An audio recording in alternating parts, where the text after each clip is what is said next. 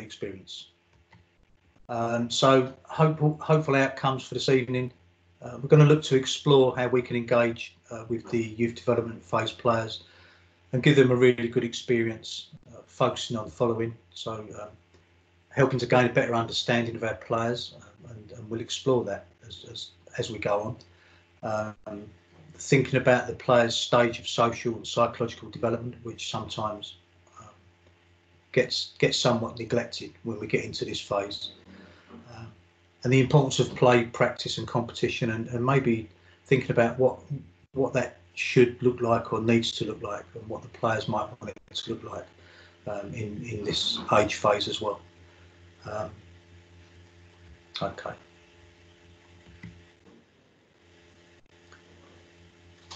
So I think that this slide really sort of encapsulates everything that the foundation phase is about, the youth development phase is about, and I suppose it's a good time to sort of re-emphasise that, and it's a bit of a misnomer sometimes, that because we're now going from foundation phase to youth development phase, we see it as, well, now we're going to play proper football, and now everything I do has to change.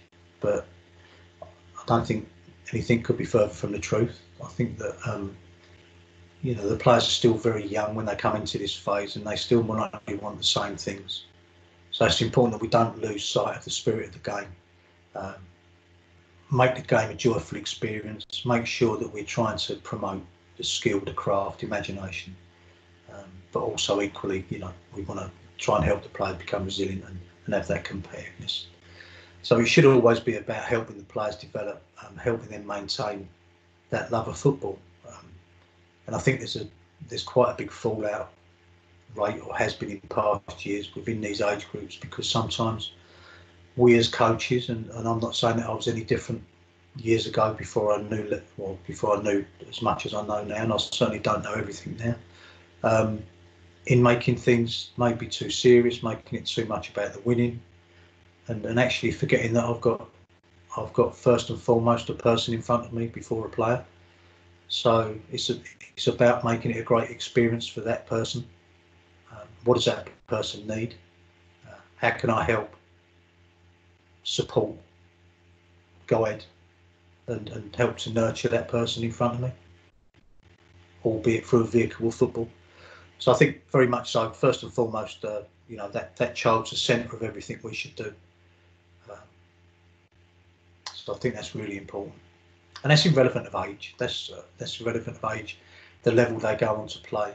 There's some good clips of film, hopefully it works tonight, around the development of some of the Man United players and their experiences. I think it reinforces that even at the top level, it isn't just about them becoming better footballers. It's about very much those individuals becoming nice people and good people that go out into the world. I think one of the people on the film, the majority of people on this call would go, well, actually, yeah, I can see maybe where that person's got some of them values. So not only from where that person came from and his social interactions at home, but the relationships that were built within his club as well. So hopefully I won't give too much away there with some sort of clues. So the importance of the youth development phase. So we're looking to build on the foundation phase messages, and if you was on here the other day, you'll know what they were. And it's very much the same. It's very much about most of the stuff I've just said. Actually, it's about those players having a fantastic experience. It's about us igniting a curiosity within those players, like somebody ignited a curiosity within me.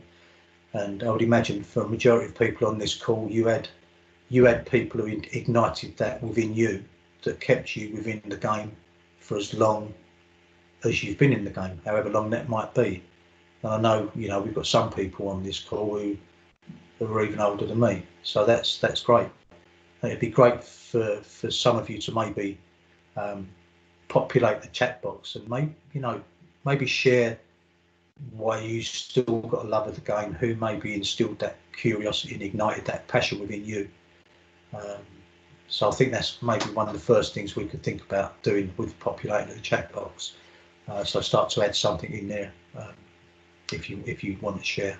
It'd be great if you did share. So I think, like it says there, players come into this phase as very much children, but when they come out the other end, they're sort of forging towards adulthood, and there's huge changes within those individuals within this youth development phase. Like it says there, the growth, the development, the change. Certainly, myself, Andy, and Lawrence was having a conversation before the call. And we're talking about the emotions that players within this age group go through. They have growth spurts. They go through puberty. They have bad complexions. They have issues that they don't know how to deal with yet, and they need people to care for them. And I think first and foremost that's our role. So it's not only being a coach to them, but it's being somebody that they know cares for them and has got their best interests at heart.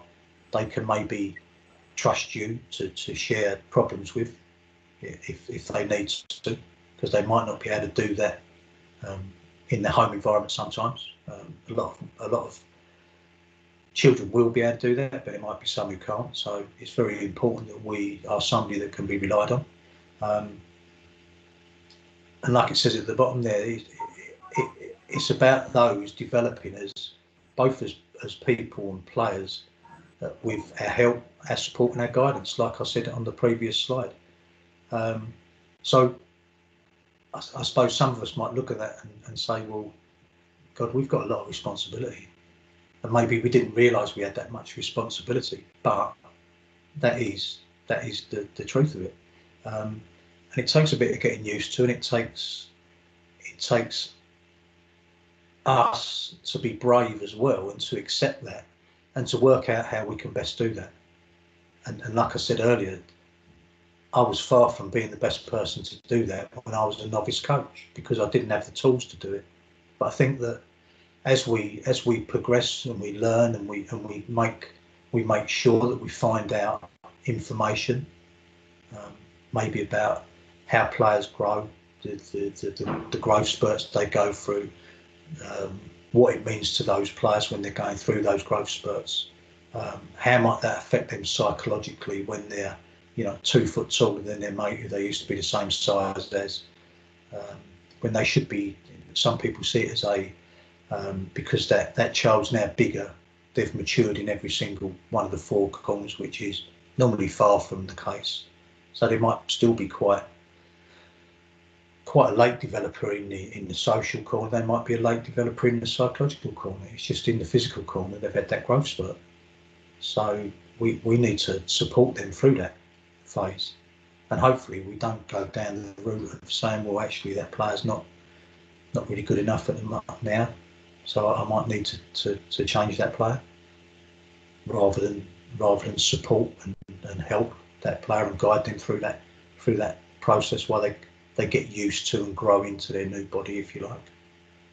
So I think some really important things to think about there. Andy, I don't know if we've had anybody sharing their ignition of passion yet. Nothing specific. Just John just dropped a message. Just saying that he's not coached before, so he's taken over his daughter's team and moving from foundation to youth phase.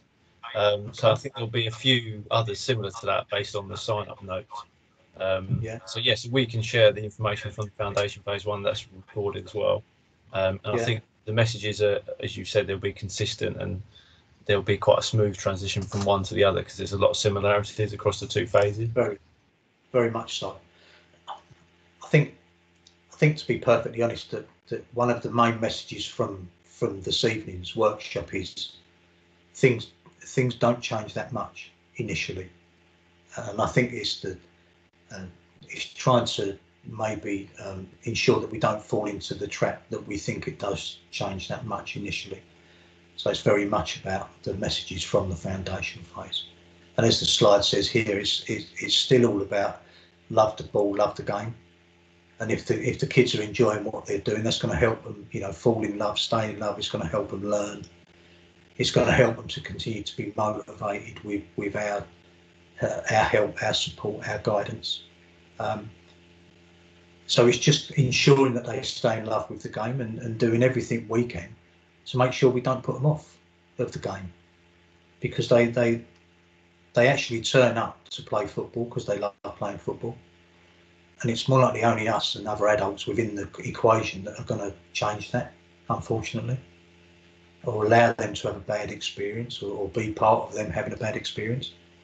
So really, it's just about ensuring that they're enjoying themselves, they're motivated, they're learning, and how do we go about that? Making sure we've got. Yes, mate. No, sorry, just Wayne just shared. So Wayne, I'm glad you stopped me. so Wayne just said, I'm a huge football fan. When my children began playing, it reignited my passion, and seeing the players in my team develop as players and people has been very rewarding. Brilliant.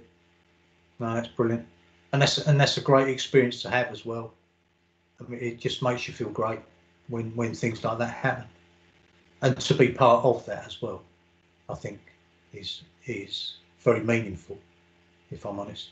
So thanks for sharing that, Wayne. Appreciate that.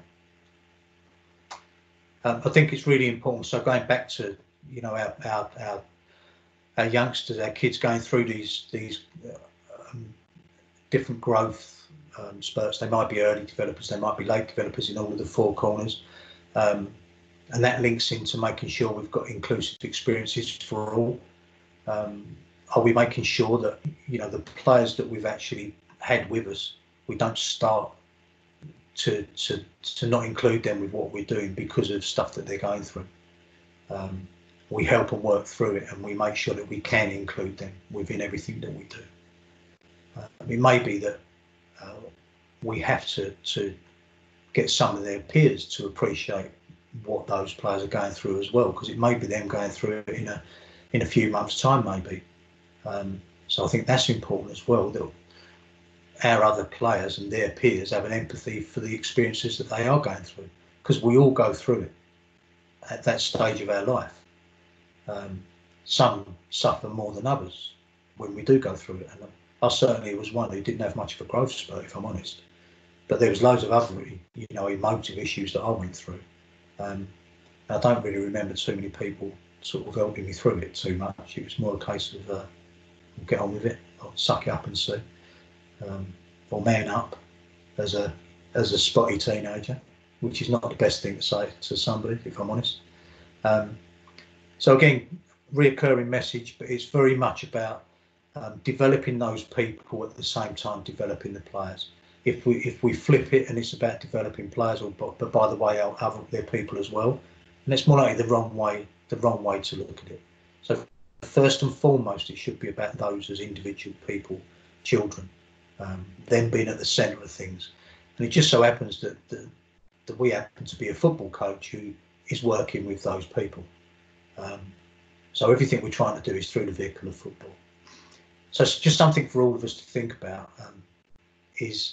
And it really made me think when I put this on here. Think about ourselves as a 12-year-old and some of the experiences we had. And what was we like as a child, as a 12-year-old? So maybe just starting secondary school, senior school, whatever you call it then. And what was we like as a player? So it shows how much I changed. I was a left winger when I first went to secondary school, and very, very quickly dropped back through the units as I got older. So what was we like as a 12-year-old, both as a child and as a player? So I think that'd be quite an interesting thing to maybe analyse and jot down a little bit. And also, what did you like about taking part in sport? Because I think the reasons that we more likely took part in sport are more likely no different now. So again, as we go on, if we want to populate some of those things within a chat box, it'd be good to hear, but also it'd be nice if it promoted some other conversations as well. Just share if anybody's brave enough to put anything in the chat box, Andy. Yeah, so Beth, thanks Beth. So Beth just put, so a question, a reflection, I suppose. Why am I still in the game? So the youth modules helped. So obviously they're now incorporated into the new coaching pathway. Did the old level 1-2.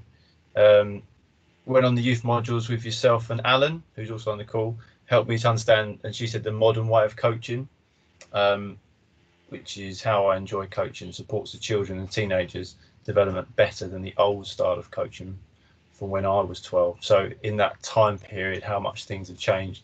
And I think with that is there's a lot of discussion around old and new, isn't there, Gary? But a lot of these concepts have always existed, and it's more about just bringing them to the fore for the benefit of the people that we're working with, isn't it? Because they're not necessarily new concepts, but they've been packaged in a certain way over time, haven't they? I think thanks for sharing that, Beth. It's really good.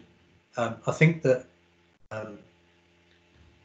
maybe I don't think the concepts have changed per se in football and with certain individuals, because I've certainly known some coaches, quite a few years ago, who very much had a developmental mindset.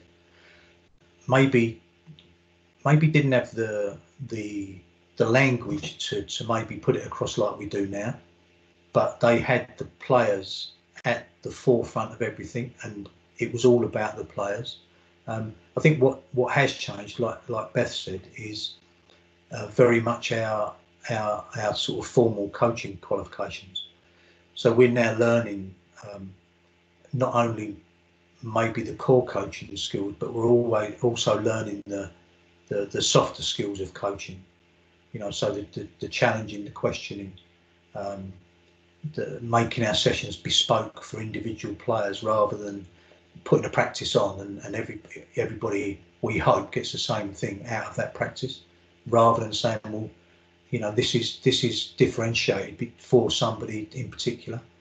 Maybe with Andy, I'm focusing around Andy's technical aspect of the game in this session. However, maybe with Lawrence, I'd like him to make better decisions. So some of the challenges and some of the questions I'm going to ask Lawrence are very much going to be based around decision making. So as much as it's better for the players, for us as coaches, it's more difficult to work in that way.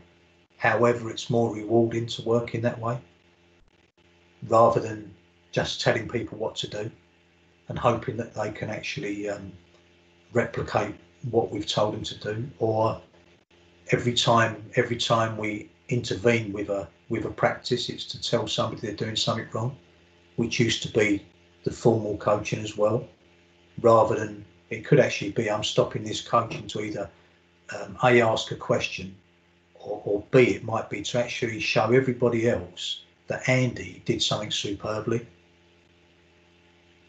So that, it is changing. A lot of the messages do come from the youth development. The youth modules, module 1, 2, and 3, and I think it continually evolves, and the messages within the foundation phase workshop, the messages within this workshop are very similar, and has got links to to those courses, to the youth mod courses. So it is very much about to continue to spark that love of the game, like it says at the top. We have to create the right environment for our kids and our players to work in, and that environment has to be motivational, it has to be inspirational, it has to be fun, it has to be enjoyable, it has to be challenging, but it doesn't have to be challenging that you can't achieve. They should be achievable goals that we set, and again, that's a huge amount of work, but very, very rewarding. And I think that when coaches actually get their head around that and they start to work at that gradually, and it's no different to a child learning to play football. Learning to coach in different ways is exactly the same. We add different tools to our toolbox, and we might start off by telling people what to do, because that's the only tool we've got in our toolbox.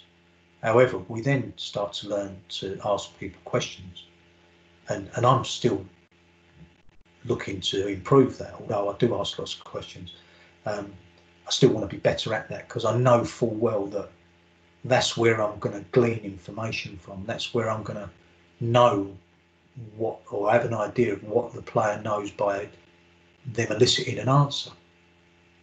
I won't talk anymore because Gary, we've got some really good stuff here coming in. Just some examples of people's experiences, really, which is great. I've just picked out one here. I don't know, Lawrence might have one or two more, but so John Smith. So thanks John from Basildon Soccer Ability, and I'm heavily involved with the Soccer Ability League as well. So when my son started playing at 9 years of age, this ignited my passion for the game. Now, some 30 years later, I still have the same passion, although for the past 11 years it's been with special needs children. Seeing a child with autism come to their first session and not wanting to engage at all, and then seeing them grow into a well-rounded young person who then goes on to take their own coaching qualifications. I mean, that's success, isn't it? Yeah. But also that speaks volumes of John as a person and as a coach, that he's actually, shown or exhibited everything that we've spoken about to keep that child involved in the game, to ignite that passion, ignite that flame, that curiosity, help that person fall in love with the game so much that they now want to go on and be a coach as well. So John should take great credit for actually that person going and doing that as well. Absolutely. I think. Was there another one, did you say, Andy? That's great stuff, John, by the way. There's quite a few in there, Gary, to be fair. So there's quite a lot of people engaging. There's quite a decent one that I've, or just one that I've picked out from John O'Connor. And he's just mentioned that he didn't actually start playing football until his early 20s. And then he played until his mid-30s, plus a couple of years in vets football. So it sounds like he didn't really have intentions to coach initially. So then got on to say that his girls started playing just as he stopped about 3 years ago. So coaching's an entirely new thing for him, which I suppose comes back to those soft skills that you mentioned before. In that if we're developing people, we don't necessarily need to have years of playing experience. We don't have to have been a professional footballer or anything like that. So it's just interesting to know John's pathway there into coaching. No, that's brilliant. And I think the main thing with it, John, is you want to coach for the benefit of your daughter and the team. So you're now on this call and hoping to glean some more information about what's going to help you become a better coach. So you've obviously got the right attitude and are applying yourself, and you're looking to further your learning. And I think that is the more like the prime mover for me is, do we want to learn as coaches? Do we want to improve as coaches? Because we all know coaches who will get a qualification and won't want to do anything else and won't want to know anything else, and feel that they've done enough. Now, I'm not decrying that at all. There could be various reasons for that. But if we want to do the best for our players, and we want to learn as much as we can, we have to get that information from somewhere. Now, that doesn't have to be an FA course. It hasn't got to be an Essex FA workshop. It could be we read a book, or we get an article, or watch a webinar about how children learn. How can we help children learn? Can we appreciate the ways different children learn? Can we think about the questions that we might ask children to maybe get better answers? Or can we think, is there a workshop I can go on, or some information out there to talk about how do we challenge and stretch people more? So it hasn't got to be within a football environment. It's just that we have to have a thirst to learn and a passion to learn for the benefit of the players that we're working with.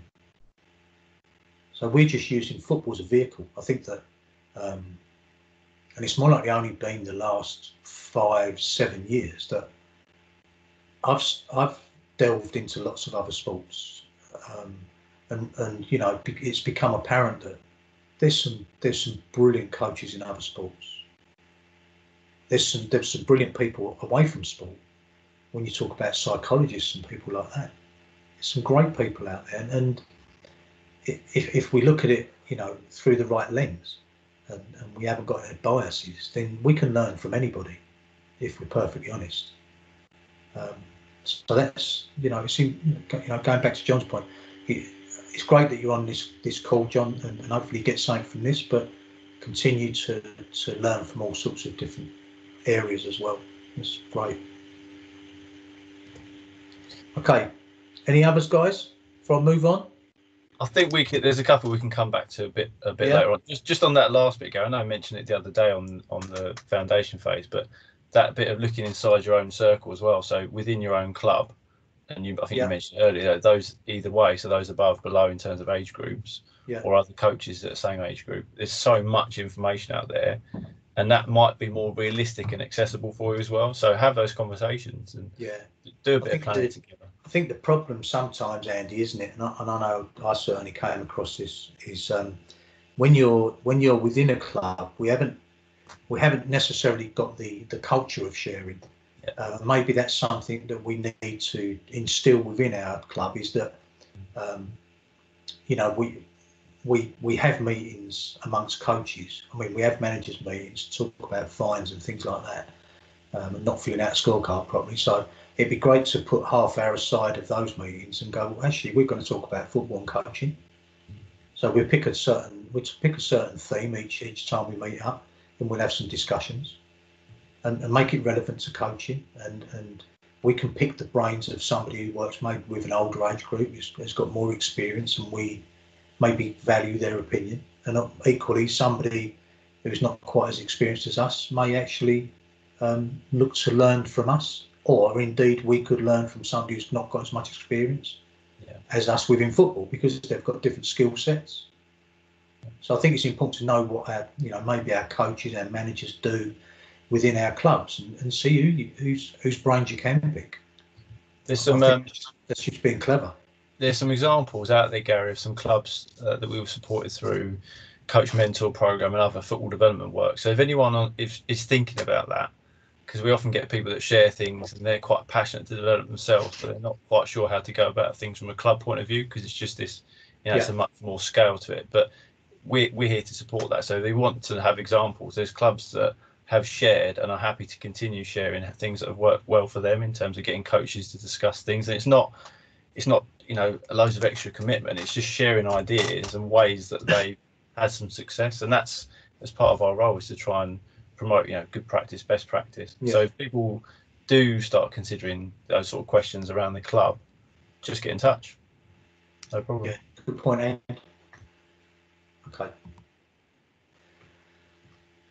Okay, so after everything we've said prior to this slide, what does it mean to you as their coach, guys? So everything we've just spoken about, what does it mean to us? How much of this, if we were saying, well, we look at the old review process on a coaching course about maybe what we've done well and what could be even better and what you might change next time. So what have we done up to the current maybe stage of our coaching with our players? Are there things that across the last few slides we go, well, actually I've done that, so this is actually reinforced I do some very good stuff, which you will do. Has it shown that maybe there's some gaps in our learning, and we may need to sort of find out a little bit more? We can equally do that as well. Like Andy said, there's plenty of stuff out there. There's plenty of support being offered by the county DFA.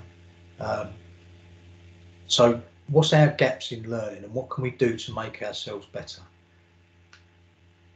So some questions there about even thinking about who we're coaching, who are the players we're coaching, and what's their needs.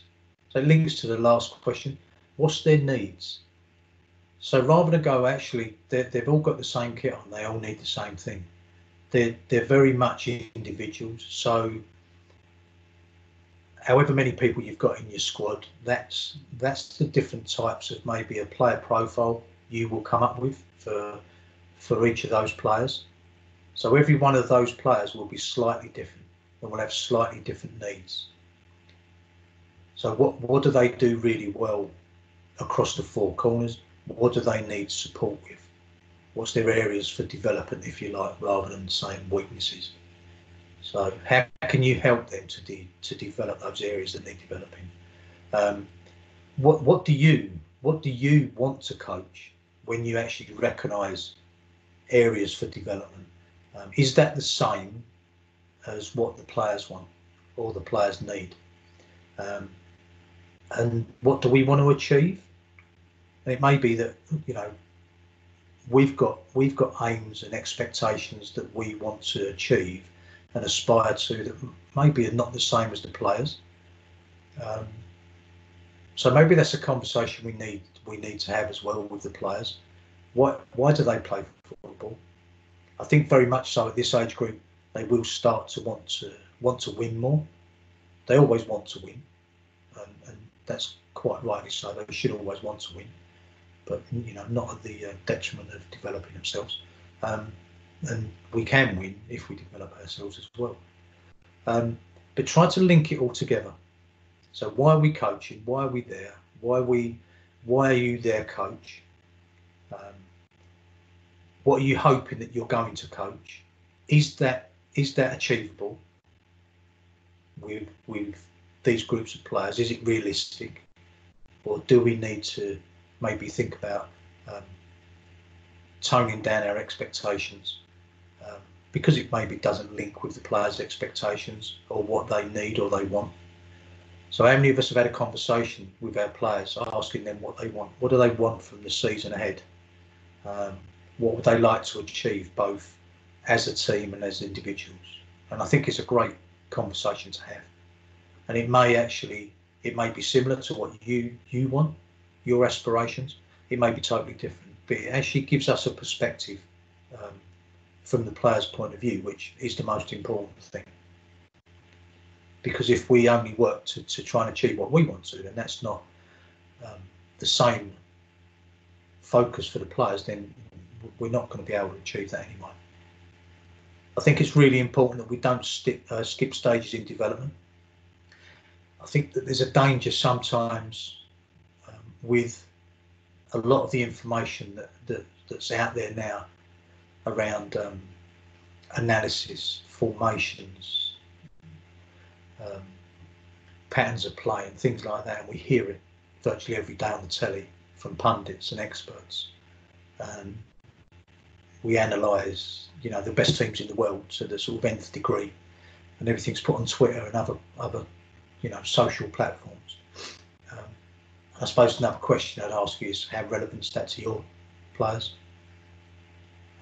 And I would imagine that none of us are working in the environment that we're working with players of the quality of Barcelona or Liverpool or Man City. So why maybe try and do what they do? Hopefully you don't, but I know some people do, and they'll cherry pick certain sessions because it's been put up on a website by, you know, somebody who's plagiarised it from a Man City session and things like that, and then hope it's going to work with their sort of under 10s or under 12s.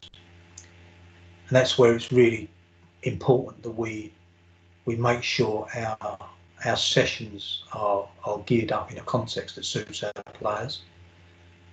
So again, going back to maybe a four-corner analysis, what can my players do in each of the four corners? What do they and what would I like them to get better at in those four corners? How am I now going to put sessions on and then support them and guide them and help them get better in those four corners? And that's a huge piece of work. But I think we need to look at things in that context rather than worry about what's getting put out on social media sites and trying to replicate something that's been replayed on Monday Night Football or Match of the Day. Gary, we've had a couple more bits come in, Good. which is great. So keep them coming. Just general thoughts or anything linked to the specific slide we're on. So I'll just kick us off with Wayne. So Wayne Freeman, thanks for that. So after completing the first 2 blocks of my level 2, the biggest changes I've made is questioning the players, not just giving them the answers. It's made a massive difference to them as players and improved me, I feel. It was a massive change from what he was doing before. Brilliant. Thanks for that, Wayne. And I think that I think the important thing from my point of view is that I don't think that we say on courses, you must do this. I think we put it out there and offer it up to people on courses to say, well, look, this is a way of intervening with players. This is a way of maybe trying to glean a bit more information of the players, or trying to stretch the players by offering up a challenge, or maybe the players come up with a challenge themselves. And then it's great that, you know, Wayne said there that he's gone away and he's worked with that, and he's actually seen that not only is it beneficial for him to work in that way, but he sees the players improve by doing that. And hopefully that, you know, they improve within their decision making, they improve across all four corners by doing that. So that's really good to hear. And thanks for sharing that, Wayne. Also a comment from Ian. So Ian Foster has just posted saying that one of the biggest considerations in the development phase for them has been overuse, and trying to manage playing time, especially as more and more opportunities are now available for young players to dual sign and play matches on Saturdays and Sundays, as well as training multiple times a week. So yeah, I mean, there's loads going on now, and there's lots of opportunities for players, as you've mentioned, to play with different teams and in different leagues. And you know, the offering for football has never been as big as it is now. But yeah, it's obviously, you know, a big challenge for a lot of teams. I think the thing with it is, and although there's lots of opportunities out there, how much football's good for players, I suppose. It's not just us as coaches that need to manage that, is it? If we're talking about players playing too much, then you'd like to think the parents have got an input on that as well. I know some people might say, well, when I was younger, I used to go out and play all day. Well, yeah, you did, but you had a rest when you wanted it as well, more than likely. I mean, I went out and played all day, but not literally. You know, we'd have a natural break when we've kicked the ball over somebody's fence or something like that, or through a greenhouse, and then we had to get another ball. But so I think there's a balance, and also if they're always going and playing fixtures, is that beneficial as well, or does there need to be a mix of some of it needs to be training, some of it needs to be fixtures, then revisit some training to maybe work on areas that we need to work on. I think it's finding what the balance is and what works for the players. More likely a majority of players could do with a little bit more football if they only have one fixture a week and one training session a week. And also with coaches, if we're working with the same group of players, an ideal scenario would be having more than once a week, so that we could actually implement a lot of other things that we want to implement through the week, rather than one training session and one game each week. And we tend to think that that's maybe not enough for when we look at other people in maybe, you know, academy systems and things like that. And we had a conversation before we started the call, didn't we, guys, about maybe they're there 3 times a week. So there's going to be vast improvements if they can be there 3 times a week and play a game. So yeah, very much a balance. But then if we are going and playing lots and lots of football, what is it we're doing? Is it always competitive? Is some of it fun based? I don't know. It's a diet, isn't it, Gary? So if that, you know, yeah, no one's ever going to get this absolutely bang on, and the challenges for a lot of people on the call that are coming into that youth development phase is it coincides with lots of other stuff happening. So again, you know, discussions that we have a lot on courses where you've got 11, 12-year-old who all of a sudden, because they've got a bit of footballing background or a bit overall quite sporty, they end up being picked for all the other teams. Yeah. So the load on them in terms of activity, it could be very, very high. But there might be another one in the team who's only getting a bit of training and a match, and maybe only playing half the match. And as you start to go out through the age groups, it will vary so significantly from one child to the next. And obviously you've got all the other things thrown into the mix of puberty and growth spurt. So there has to be a conversation. No one here is going to be an expert at that. You're going to have to feel your way through, but you've got to have conversations with parents, carers, and the children themselves have got quite a good gauge of what they can and can't do. But we just have to ask them. They'll tell you, won't they? Yeah. As well. I'm just, I don't think it's ever been any different, to be perfectly honest. I mean, even when I was at school, if you was decent at sport, you played everything. And also doing cross country and things like that thrown into the mix. And then by the time the weekend comes, that whatever team you played for, and I didn't play for a youth team until I was 14. So I had time to develop more likely, before I even joined the youth team. But the youth team got what was left after your week's activities, and that could have, but it wasn't just football. Some of that would have been rugby, some of that would have been cross country, some of that would have been basketball, with a smattering of football in there as well. So I think it's always happened to the children who's maybe quite sporty and do quite well at it. I suppose my thought would be, what about the ones who need more support, that don't get those opportunities? Is there any ways that we can support them better? Maybe give them things that they could be working on, even though they're not involved in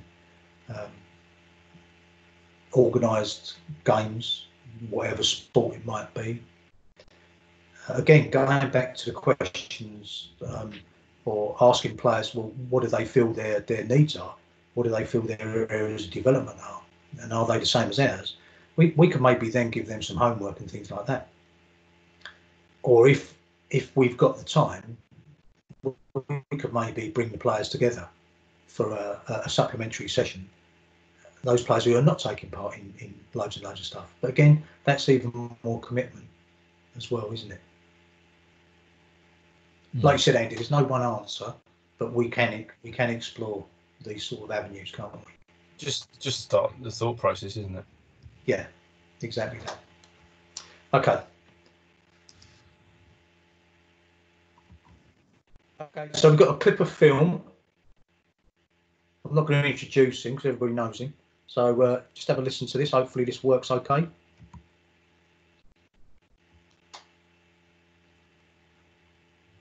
Who was I? It does pause. I was just small. I was back in the day, and I was a bubbly kid.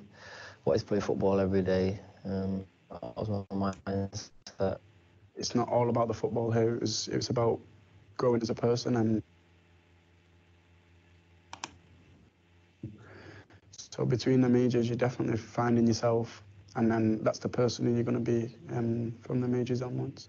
The development was always happening, but that was always behind the fun and enjoyment. I was a small kid, just always enjoying myself, and that's what changes between the age groups. When you're 12, everything was fun. You win games, you lose games, you learn from it, you move on. But when you get to 15, 16, you lose games, you start to understand why and fix it for the next game. And that's where, for me, the ages of development was key. Back then I was playing centre-back for a little bit. Then I started getting a bit more older and they started moving me around, and I moved to left-back then, and then I stayed left-back. And I was struggling a bit when I was that sort of age. I wasn't really playing too much, and then, it's just changed one day. I got, a bit of luck and I started playing, and when I was like 15, I think, or 16, I wasn't even playing, like when I was 15, so it was a really weird but quick one. I was, thinking whether to leave and go to a different club because I weren't playing, and then, it's mad how things quickly change, and it changed, and I was in the team, and then 6 months to a year later, I was in the first team. It was crazy. When we had a game with the 18, sometimes I dropped down to the 16s because of, my height and stuff like that. But, the coaches back then were still, they still took the time with me.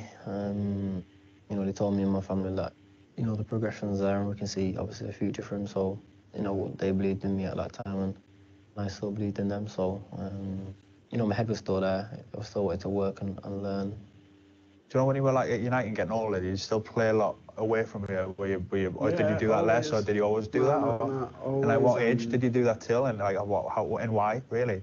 Not until long ago, like probably when I was 18, 19. All my friends, we all love football, so whenever we can, even now, if we can, then we'll have a game of football. You know, final third, be free, express yourself, you know, enjoy the game. Everyone develops at different speeds, so just understand what speed the person that you're coaching is developing at. Each coach's role is very important, but I'd say later on, if you miss out on certain bits, it becomes more difficult to become a top player.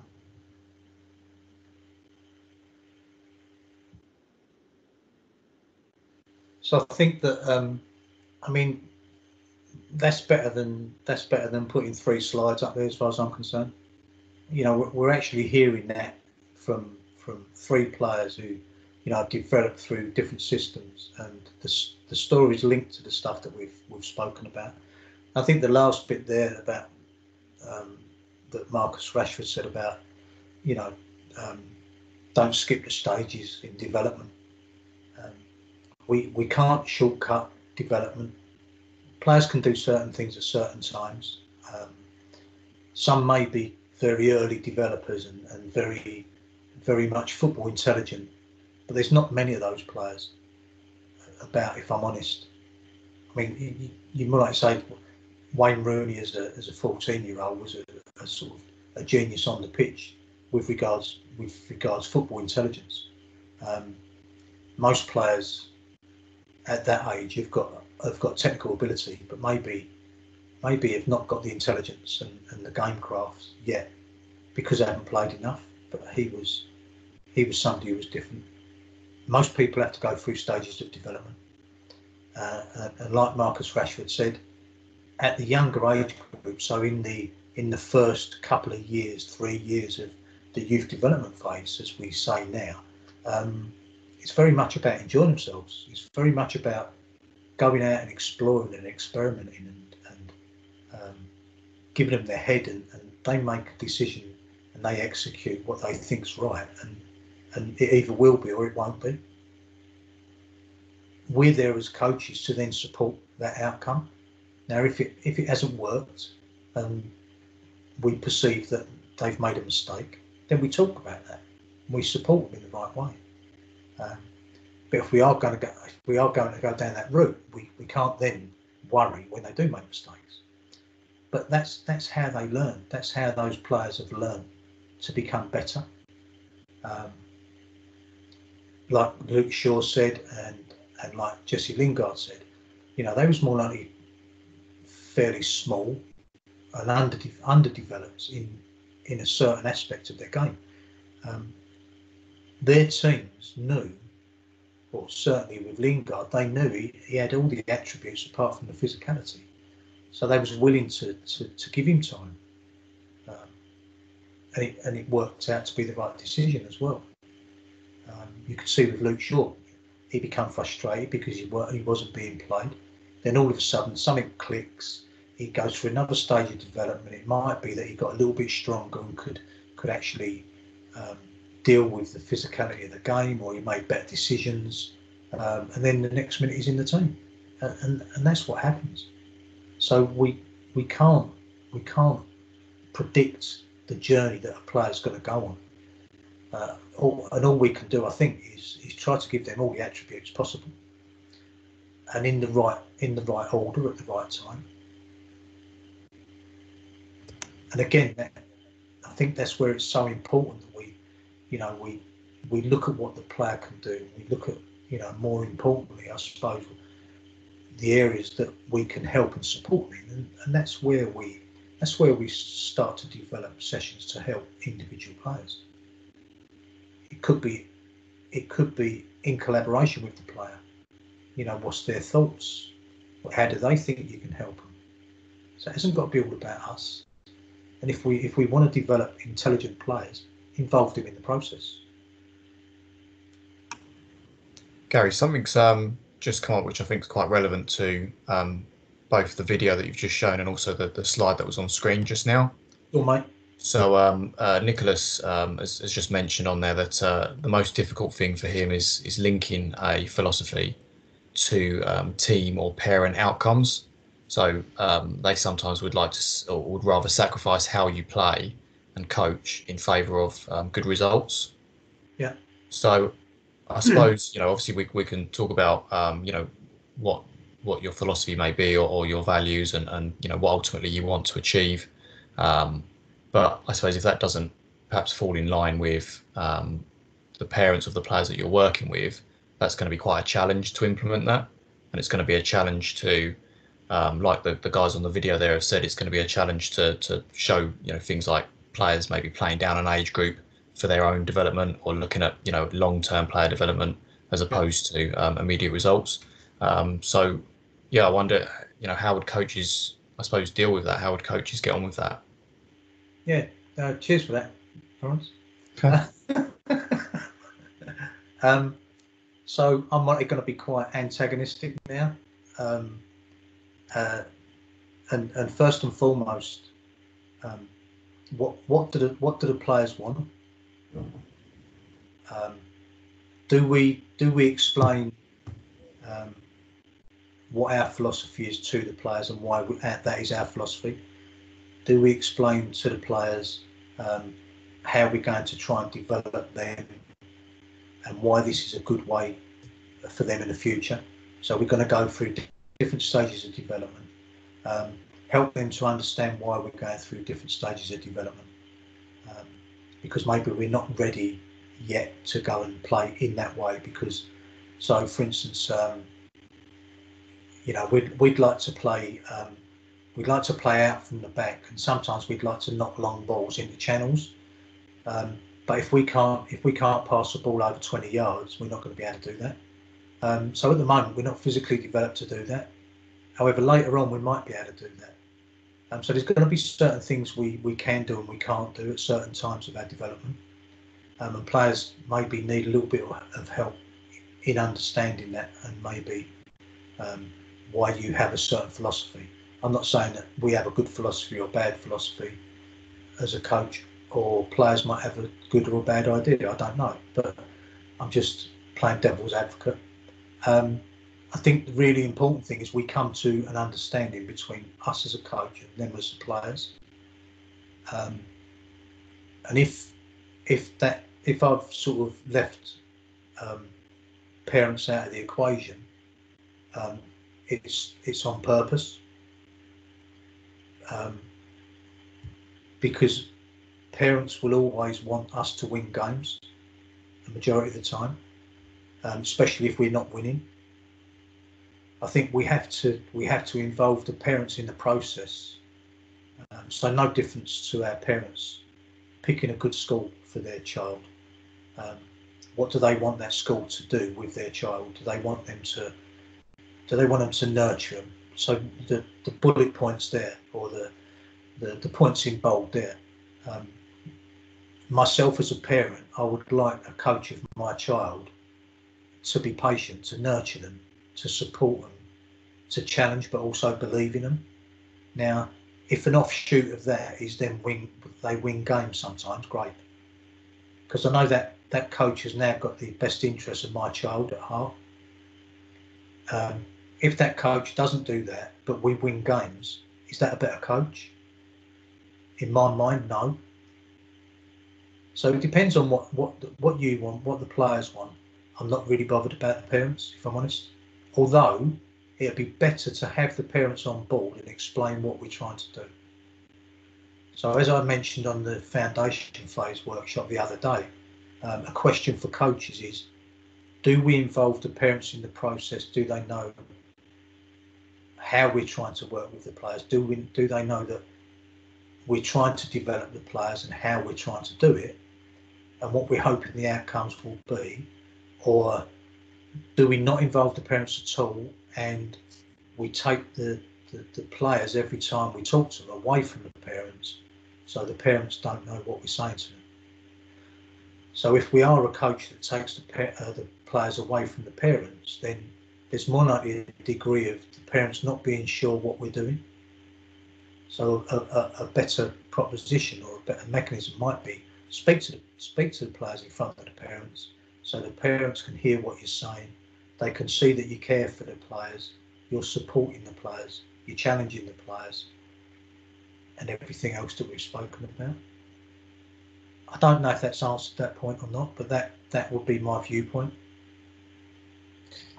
I think it's something that comes up so often in our sort of coach development, coach education discussions we have, and people often come up to us, end of the workshop or end of the Downer course, and they'll say they're fully buy into and they're already thinking along these lines, but actually articulating that to their group of parents or to their club is actually a whole nother thing. And it's something that, yes, you have to be patient with, but again, try and call upon the other people that are in there, because there'll be people that are often having these problems, and they're all within the same club, and they've all got, and just getting people together, they start to realise, actually, you've had that, and how did you go about it? Oh, that worked, that didn't, and you're just constantly building up that network of people. Yeah. Just to give you a bit more of a hand. But also, Andy, I think that certainly now, I mean, we've been working in this way for quite a few years now, and I think it's more likely quite important that a club actually, has parent evenings prior to seasons starting, where maybe the children, the players come along as well, and we explain what the ethos is of our club, what the beliefs are, the values of our club, and how all of our coaches are going to work with your children. And this is why our coaches work in this way with your children. So now our parents are in the picture. Our parents are part of the process. They're part of the wider team, if you like. And also, it's a good opportunity for the parents to say, I really agree with that, or actually that's not really for me. And we're not going to please everybody. We're not going to please every parent. But if we're true to our beliefs and our values, then we more likely can't change that. So what we're doing in our developmental way is not going to be suitable for everybody. But that's how it goes. Yeah. Just one more question on that section, Gary. So Alan has sent in a message. So thanks for Alan. So he said, what advice would you have for teams making the transition to 11-a-side? I think there was another question similar to this, actually. So they've got an under-13s boys team. They're excited to play on a bigger pitch and with extra players. But I'm conscious that some may struggle initially with the physical challenge. Say it. So, yes, that's it. Sorry. No, they will. There's no one answer. That it is a greater challenge physically. Maybe it's more about, I mean, under 13s, we'd like to think that our players have got a little bit of an understanding of what the team, like it says on this slide, what the team concept is about. Hopefully they'd be able to grasp what we do when we've got the ball. So yes, we're going to try and make the pitch as big as possible and make the most of that extra room we've got. However, what are we going to do when we haven't got the ball? Well, we need to be compact and make sure we're hard to play through, maybe. And how do we do that within our sessions? And therefore, if we can react in that transition as the ball changes hands. So if we lose the ball, how do we react to be compact quickly, so that we haven't got to cover as much ground on that big pitch? And that's just a piece of work we might have to go through. But yes, it will be a more of an endurance sort of based game initially to get used to covering those spaces. But then I suppose we've got to play more intelligently. And if we just, and I'm not saying that I can't remember who asked the question now, but I'm not saying that whoever asked the question, just plays long balls out of defence. But if we were that person that just had our team playing long balls out of the defence, then that's giving the ball back to the other team, and now we've got to cover more ground again. So it's thinking differently about maybe the way that we play, maybe the way we try and organise our team, and maybe it's a little bit more information we need from somewhere. I think the other thing with that, just as a thought or an idea, that some of those children may, be more capable than others, as you'd expect. So, from a cardiovascular point of view, you may have more capacity. And the danger with that is that they then get more game time because they're perceived as the better players in that scenario. So that use, for me, the use of substitutions and the fact that everyone here in youth football has an opportunity to do roll on, roll off, is taking advantage of that. Whilst they're learning the game, whilst they're developing certain elements of fitness as well, and functional to their particular role on the pitch, is use that to your advantage. So have breaks, because again, not always, but substitutes as the age groups go on, it becomes quite performance based from what we see. When it could just be come and have a break, have a breather. We'll have a chat while somebody else gets an opportunity, and we might bring you on somewhere else on the pitch. Yeah, no, and also whilst they're watching, it's a learning experience, and we can ask them some questions about what they might do when they go back on in relation to the position they're going back on in. So yeah, it's a great opportunity, and if it's an opportunity to utilise and make the most of, then why not? It's a really good point. Really good point. Okay, so as it says there, this age phase is very much still a learning process. Very much still a need for the players to, refine every one of their skill techniques and their understanding of the game. Some will have a better understanding of the game than others. Some will be maybe more devoted to watching the game than others. Some might learn off of FIFA or something like that. Maybe, I don't know. Some might have played for longer.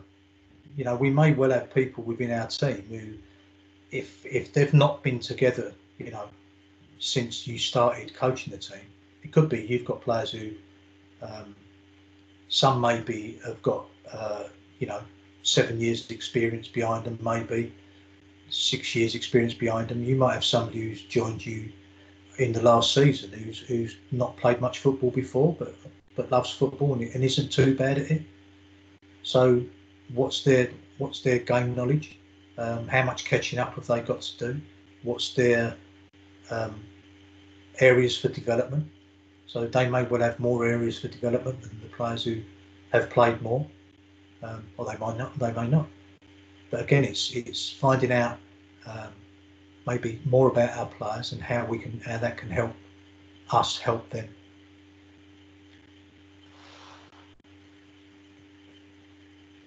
Okay. So just the last line there, I just think that's really important. It's about us and long-term player development. This isn't. Once the players get to 16, they're now the complete package, because they won't be. They'll, when they get to under 13s, I'd like to think they're better than they were at under 12s. When they get to under 14s, I'd like to think they're better than they were under 13s, etc., and so on, because of the environment we've created. And revisiting what we said earlier, the love that we've helped them have for the game, the nurture that we've kept showing them, and the support that we keep showing them to keep them involved in the game. We've helped them learn and get better, as hopefully we've got better as coaches as well. And I think that's massively important. And going back to the previous question about going on to bigger pitches and things like that, I think that's really important, that if we're going from a smaller sided game to the 11v11, maybe now we need to plug a gap in our learning as a coach, and maybe find some different information from somewhere else or another avenue. Or like you said, Andy, how did coaches within our club cope with that bridging of the gap? What was their experiences when they started 11v11? How did they try and cope with it? What worked? What didn't work? What lessons did they learn that might help you? And hopefully they'll be forthcoming in supporting you because you're part of their club. And again, hopefully that's that culture that we develop within our club as well. But it's very much long-term player development. So it's not a case of we're going to cure everything in the first season. We're going to get used to playing a different sort of football. Our players are going to get used to it. We're going to get used to it as a coach. We've now got them subsequent years to continue learning and get better at it. Okay. Any other questions, Andy, at all? Or Lawrence? Yeah, I mean, there's a few coming through, just similar to some of the themes that we've covered. So I mean, yeah, it might be worth maybe looking at those at the end and cracking on. Okay, mate. Me slides froze for a minute. I don't know what's going on. Oh, here we go. So we've got another clip of film, guys. So have a listen. The stage of development they're at, they're still kids ultimately, and they come into our environment.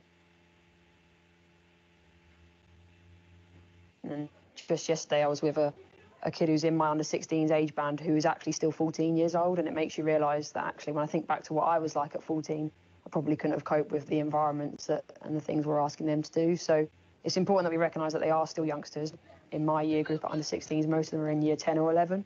So for some of them outside of when they're with us, they're thinking about moving towards GCSEs and sitting exams next summer. And they've got a whole host of pressures outside of football. But for a lot of them, they then commit another 4 nights of a week to be training with their club. And they're trying to balance all of those things whilst remembering that they are still 15-year-old girls. And it's good for them to have time to actually remember that that is what they are. And that's an important part of their development too, that they enjoy themselves. So when they come to us, I think it's a balance of trying to recognise that they're all at that similar stage, but they're so different. So I might have a squad of 24 players and there's not one player that will, think the same as somebody else or say the same thing that someone else might do. They've all come with different exposure. So in 24 players, I might have, 1 or 2 players that have only been playing football for 3 years. I might have a kid in there that's been playing since she was 7 who played boys football and has then moved straight into an RTC. I might have a kid who lives in the east or the southwest of the country where actually they're only training 1 night a week in an advanced coaching centre. So you're constantly trying to recognise where they're at and recognise the differences in terms of their training age, for how long they've been playing the game for, how much exposure they're getting week in, week out with their clubs. And it's a real fine line to then try and bring them together, but recognise that they're so different. And I think an appreciation of how different they are helps you to then probably get the best out of them. One of the things that I think is quite important is that if we can understand that journey, we can probably do more to support them, to then recognise what they need to move forward. Even within my age group, you can call it the under-16s, but some of them will be early developers, some of them will be late developers, some of them will be, at the right maturation for their age at that point. And that falls out in different ways. So on the pitch, that might mean we need to think about different matchups. There's obviously times where we might need to challenge the physically more developed players within the squad, but also some of the late developers might take 4 or 5 years to really hit their maturation. So it's still important that they're getting challenged, but we're aware of it. I think one of the key things for me is that I'm not necessarily picking them based on a performance right now. I'm picking them on what their long-term potential might be. So it's really important that we look at it as a long game and I'm not picking 30 players to go and beat Belgium or, win this game. I'm trying to pick the best players that have got the best potential to move into our seniors over the next 5 to 10 years. And really then give them the opportunity and the support they need to make that step, knowing that they're all different.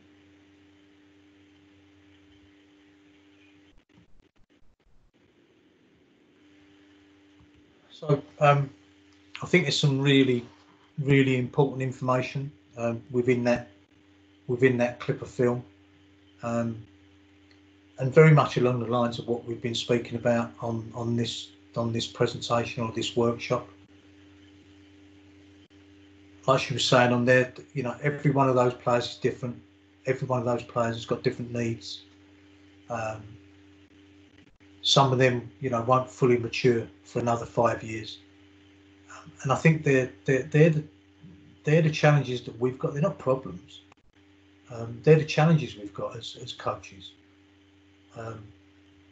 It may be that the players that go into the youth development phase don't fulfil all their potential by the time they're 16. They might fulfil it when they're 18. It could be that you're still with them. It could be that they've moved on to other football. But it may be that some of them haven't fulfilled or anywhere near fulfilled their potential. But that's not a problem. I think the beauty of it, and going back to the previous slide about it, is about long-term player development. It's very much thinking about, well, what can I do for my players within the period of time that I've got them. So we don't want to try and do too much with them. We don't want to try and do too little. We need to work on what those players need. Now, if we only play one game a week and we only see our players for one training session a week, we can only do certain amounts. In the England setup, they have them for a certain amount of time, but also, like they said on the film, some of them girls are training 4 times a week and playing fixtures in that elite environment. We haven't got that for in our environment, so we can't do that. But we can work maybe as smartly as we possibly can by identifying what the needs of our players are, the most important needs of our players, and help the players come into that process as well. I think that's important, because we want players who think about their own development. We want players to consider what they feel their areas for development are as well, and is that the same as ours? Have we got the same perception as they have around their areas for development? So they're conversations we need to have as well. Okay, so I listened to a webinar today, which was very good. I don't know if anybody else caught it or not. So it was Paul McGuinness and Graham Carrick, and they was just reflecting on their pathways. But very much, I thought I'd plagiarise it and just stick 3 slides on this presentation, because I felt it was relevant. So we're not going to go into too much detail, but if we think about what coaching people is about and the environment that we coach within, whether that be the training environment, the match day environment, the club environment, it's about these things. So it's about connecting people. So we've said about, how do we care for people? And what I'd like you to think about over these next 3 slides is, and you will get these slides, so we haven't got to, be scribbling frantically at the moment and trying to get all this down. So you will get these slides sent out. But thinking about the care of our players, not necessarily just the care of our players. It could be, how do I care for myself as a coach?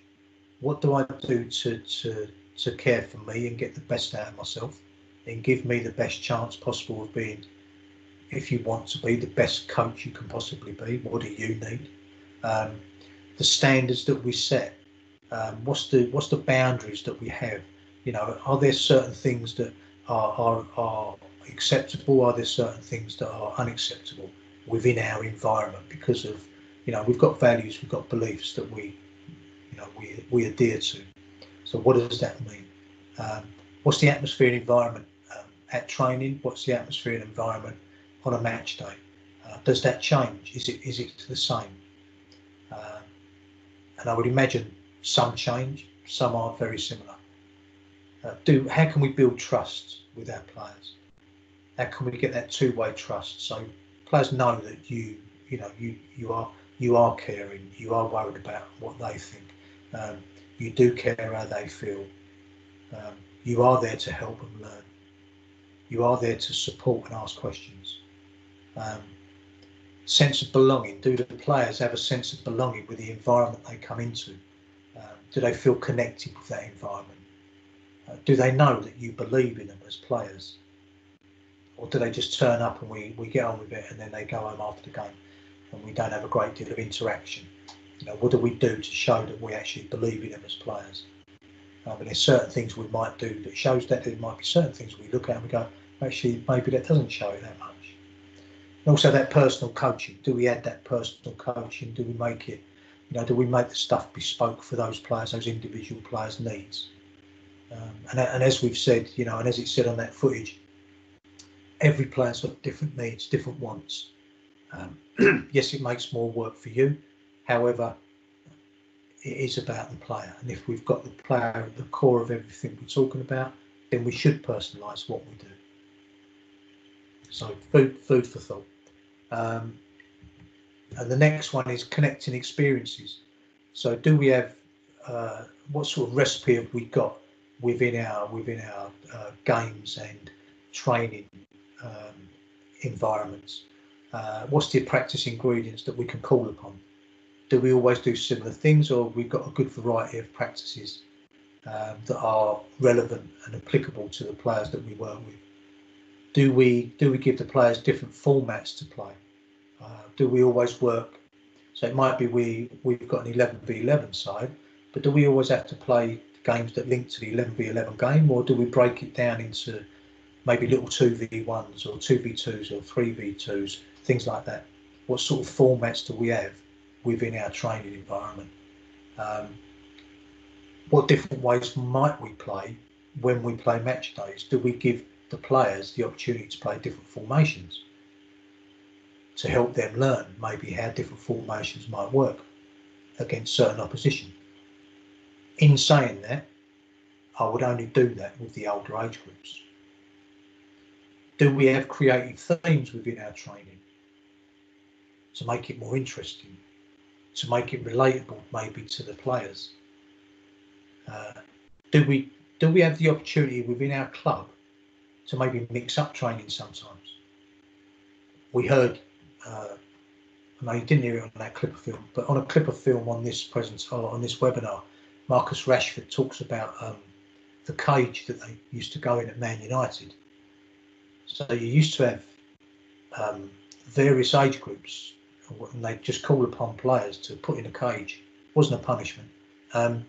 So it was about 50 by 35 yards, something like that. And what they did, they played 13 aside in this cage, which is bedlam, more than likely. But they was playing against physically stronger players, technically better players, or some of them. Some of them made better decisions than others. Some of them made was more agile than others. More like the smaller ones could turn quicker than others and cause them problems in that way. Some people might not have got involved that much in the game, but what he said was the older players never, you know, they might have had certain boundaries anyway, but the older players never, you know, got too strong for the younger players or the smaller players. So it was always very respectful.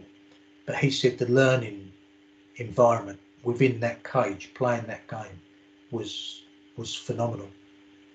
Even watching people do something you couldn't do, and then you go back to your own age group and try and replicate that, and see if you could pull that off, or just try and, you know, model somebody that you admired in an age group that was two ages older than you. So if you could allow that to happen within your environment, if it's available, and if you can trust people, it's a great learning tool. You might not be able to do it, but that's something I thought I'd flag up. Paul McGuinness spoke about a guy who said to him one day about play and the importance of play, and we spoke about it on the foundation phase workshop. Even in this age phase, the youth development phase, the players need to play different games. They need to play game-related practices, and also they need to experiment. So he said, the guy said to him, when players come to training, it should be it's like stepping into a lab, stepping into like a laboratory. So they're coming in and they're going to try and make things work. They're going to experiment in how to do things. Some of it's going to be trial and error, and some of it will work and some of it won't work.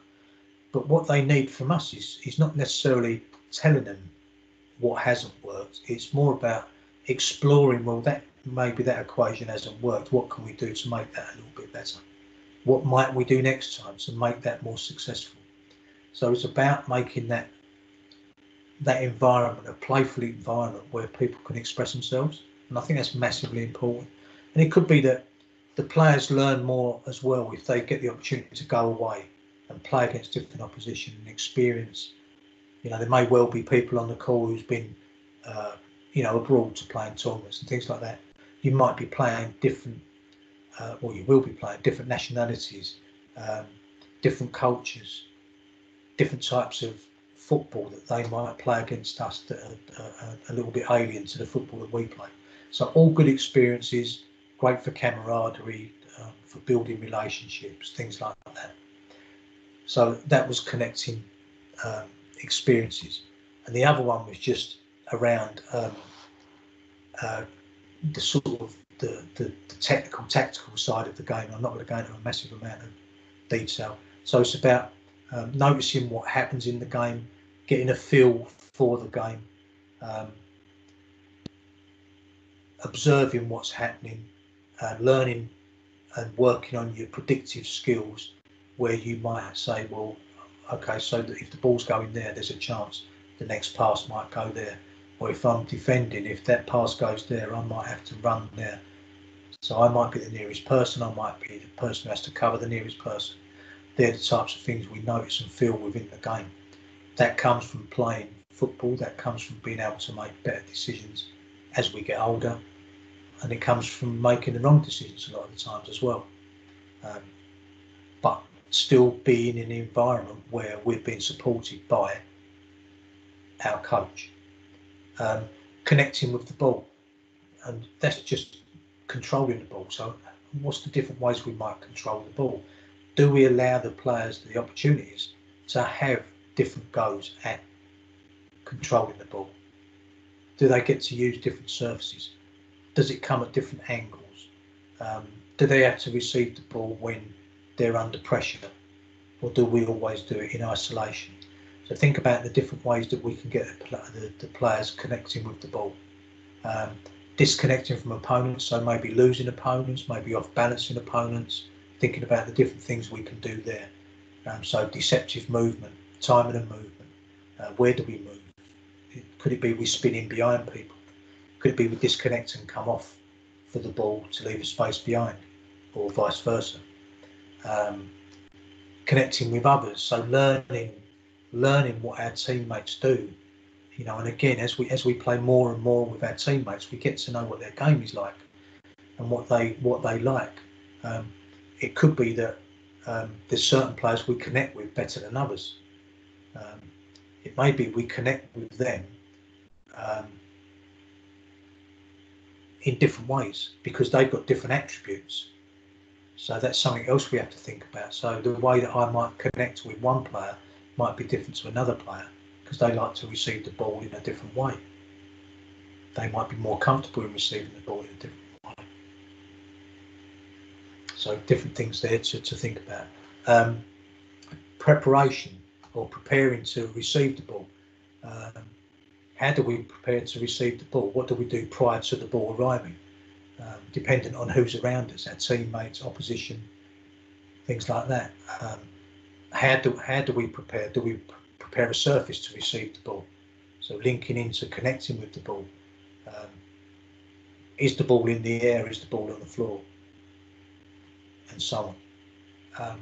So all I'd say to you is think about the last 3 slides and watch it. I've put a link to the film on the slide deck, and watch the footage as well. It's very, very interesting. And I've just added that on the bottom there. When you look at these 3 slides and you unpick each element, what does that mean to you and your players? So try and really unpick it one by one and think about what that means to you and your players at their age and stage of learning at the moment.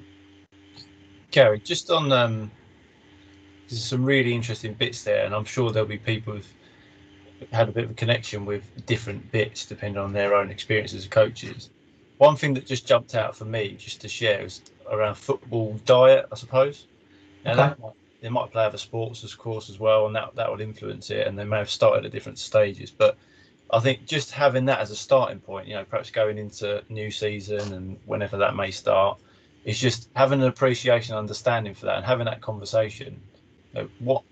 How much opportunity do they get to play? Is there some casual opportunity? Is there other training that goes on? And some of the stuff you might know about, but what's gone before? So, when did they start playing? Just those simple things. And we speak about it on level 1s, level 2s, and it's a big part of the level 2 project that learners do as well. But just having that understanding can really give you a good base to work from, because otherwise you're just guessing a lot of time.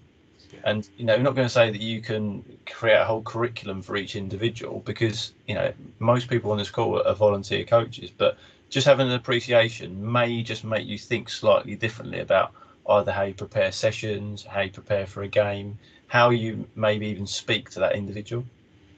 Yeah, that's a good point. And I think one of the important things is being observant, isn't it? And having decent observation skills and enhancing our observation skills.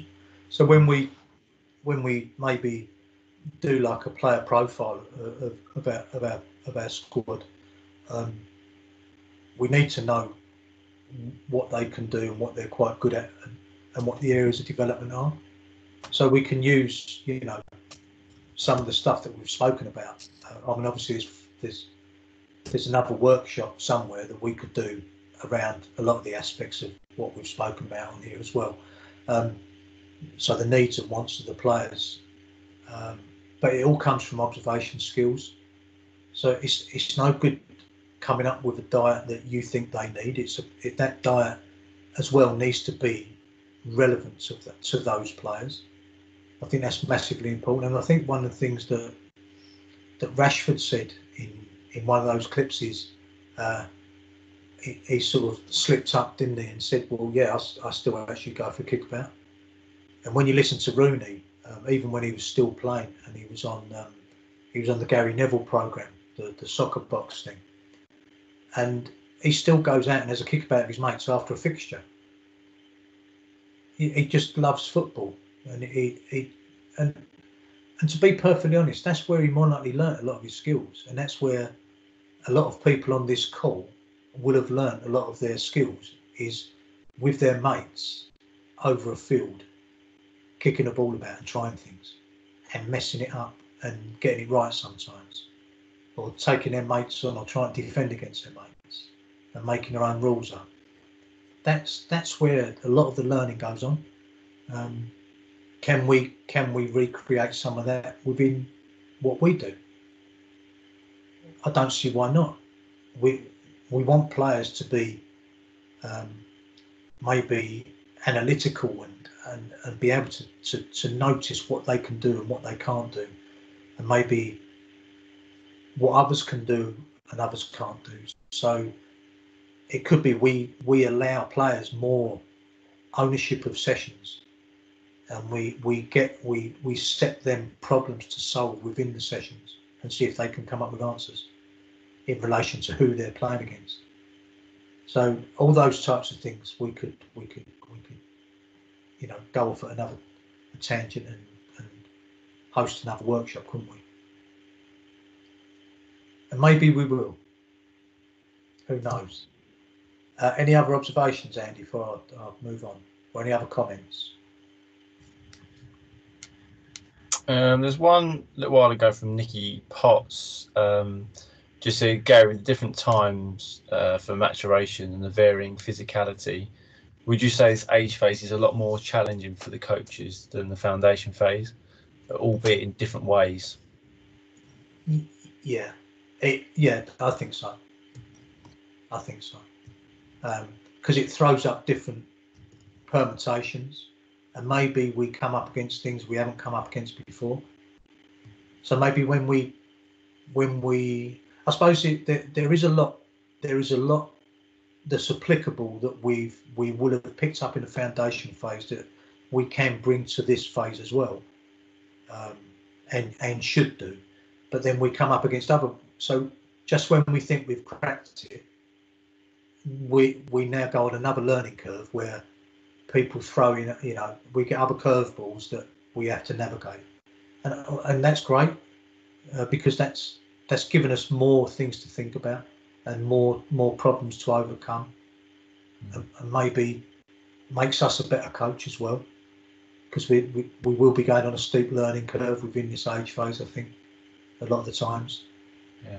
Ben just added to that conversation, just say he's brought a team through from foundation phase to youth development phase, and he said definitely more challenging.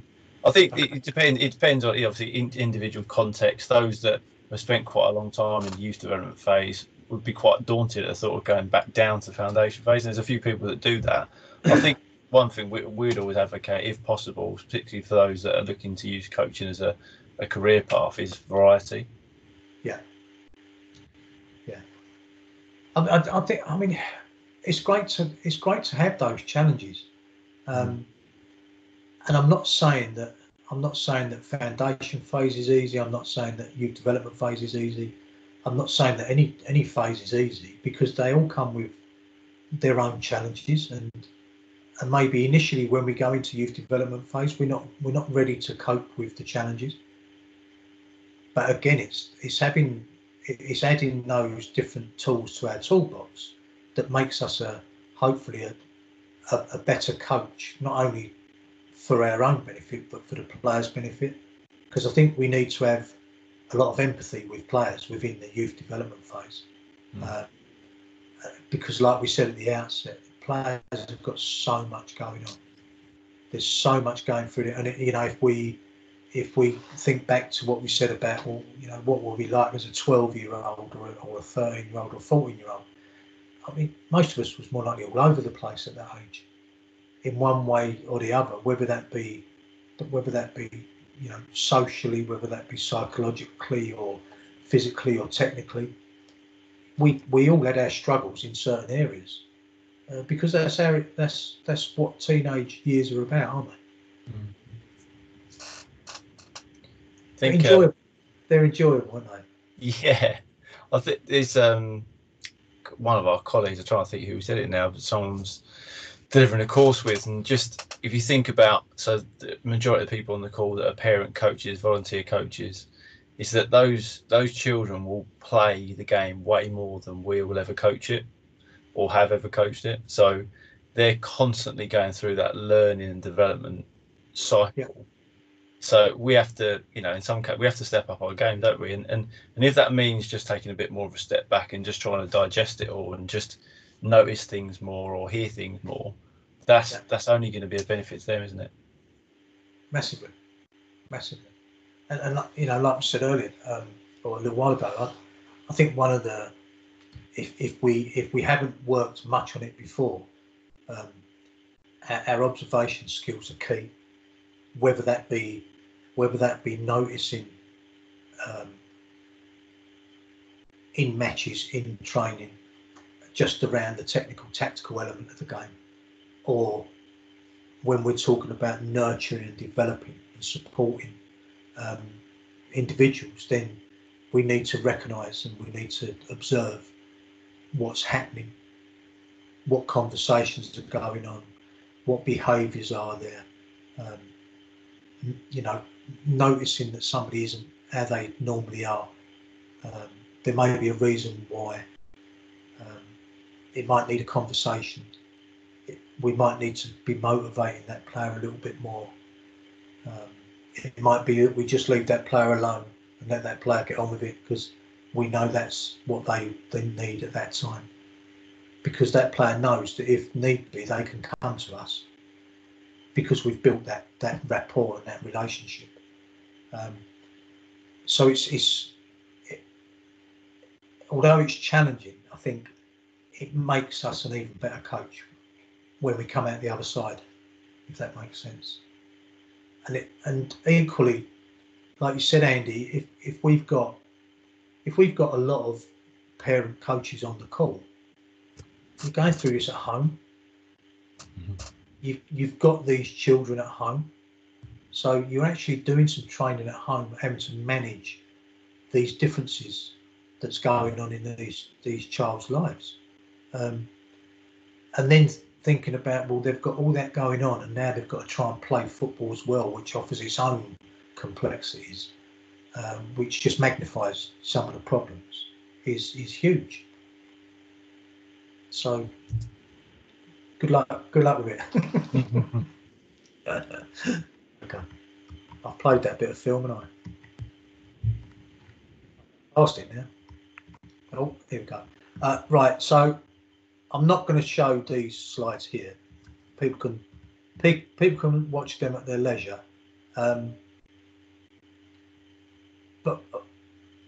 And these also, so it just gives a comparison on one slide, everybody, around the difference between, okay, so what's in possession in the foundation phase, what's in possession look like in the youth development phase. And it shows the subtle difference of what we're talking about with regarding stay on the ball and master the ball. So we just look at the one. So stay on the ball, master the ball. At the youngest age groups, we want them to try and master the ball, be as confident as they can be, and try new things. But what we're looking to do is to build on that in the foundation, in the youth development phase. And yes, we still want them to be very comfortable on the ball, but we want them to be able to receive it in all areas of the pitch, no matter who might be around them. So they can protect the ball. We spoke on the foundation phase workshop about, do we hide the ball? Do we manoeuvre the ball? Do we show the ball? We might have to do that anywhere on the pitch. We might be pinned up against the touchline and have to do it, whilst looking for teammates to bring into play. So that's the differences between the two different age groups, or two different age phases. So I've put the in possession and out of possession on there for everybody on the call, just to look at your leisure if you haven't looked at it recently, as a comparison. So it just gives a little bit more context as the players get a little bit older. Okay, so from my side, I've just got the last slide, a little bit of support information. So the YouTube link is for the Paul McGuinness and the Graham Carrick footage. So well worth a watch. Some very, very good information, some great insights from Paul McGuinness, who worked at Man United for 26 years, something like that, and from Graham Carrick, had some anecdotes about his time being at West Ham with his brother, and also there's just a link to the youth development phase within the boot room literature as well, or the website. So some supplementary information there. Andy, do you want to say something about the slides that are going to get sent out? And do we want to field any other questions? Yeah, so in terms of slides, a couple of questions coming about. So the slides, we'll send this out tomorrow morning. So we just get a PDF version of that, so it'll be easy. You can just download that. So that'll be emailed out to everybody that's accessed. And we'll also, obviously, the recording will be available soon as well. So in a few days, that'll get added onto our SXFA YouTube channel. But we'll send out some useful links to various other content and things. One thing that all of this links to is the youth development phase DNA, which is on the boot room and also available through Hive as well. So fully recommend going on there, having a look, because it's particularly for those that are newer to it or want a bit of a refresher, where they've had a long break, obviously. It's broken down into sort of manageable chunks and sections that should be handy in terms of your planning for whatever you've got planned in the coming weeks and months. Questions wise, we'll have some time at the end. Gary, are you done in terms of presentation? Presentation wise, I am, mate. Yeah. Yeah. Oh, hang on, I've got one more clip of film. Go on, you can do your bit first. No, that's all right. If anyone has got any questions, we'll hang on for a few minutes afterwards. Once you're done, if you just sign out or log off, and then anyone that wants to ask questions, you can just stay in it and we can have a little chat. That worked quite well last time. Okay, so I think I've got another bit of film. No, I haven't. I did have, but I don't know where it's gone. There it is. Hopefully it's not the same bit.